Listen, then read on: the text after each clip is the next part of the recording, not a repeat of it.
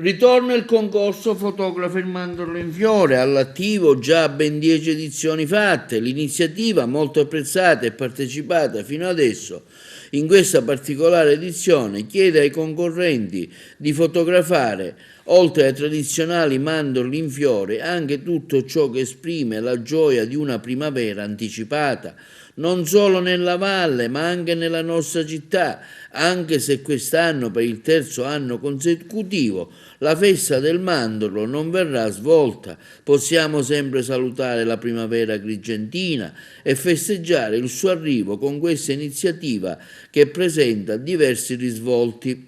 Intanto mantiene una tradizione che l'anno prossimo potrebbe ritornare al suo originario scopo, costituisce una gara di fotografia fra professionisti e appassionati che con le loro opere potranno mettere in risalto le bellezze del territorio, sia intorno ai templi, alla valle, che nel cuore della città. Fotografie che, messe in circolazione negli appositi circuiti, sicuramente costituiranno delle ottime vetrine per attrarre potenziali visitatori e dunque così in modo da contribuire alla promozione turistica del territorio.